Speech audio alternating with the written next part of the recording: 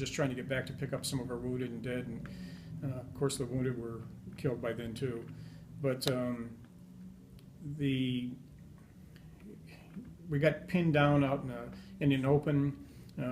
They were up in a hedgerow a little ahead of us in a tree line, and they were dug in holes, and they were firing at us when we waited till we got right on top of them, so we didn't have anywhere to go. My company commander turns to me and says, "Ross, call in an airstrike on that hedgerow," and I'm going, "Well, it's right there," but the spotter pilots were in twin-engine Cessnas, prop in the front and the back with the wings and bi-wings, and so I called in. His call sign was Barky 13. Our radio was Shallow Torch 6 was the company commander was 616 was the first platoon, second platoon was 26. Those were all the officers. So I was Shallow Torch 6 Romeo. I was the commander's radio operator. So I called in, told him we wanted an airstrike on a hedgerow, and gave him the coordinates.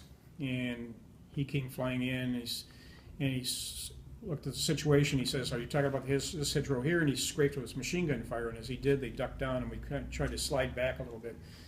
And he says, "It's too close for an airstrike." I tried to tell my company commander, Captain Smallwood, and he says, "No," he says, "we need an airstrike on that." So he'd been there with Special Forces. I assumed he knew what he was doing. So he went by and scraped it a couple more times, and we slid back a little bit further each time. The 2 jet fighters showed up, and they came by and scraped it a couple of times with machine gun fire. So each time we kept getting a little further away. They'd still pop up and start firing at you again while they came around. But when they finally did come around for that to drop the napalm, it just comes tumbling out of the plane, and when it hits, it's just a ball of fire. We got up and we're running, and you could just feel the heat on your back, and it practically sucks the oxygen out of the air. It was just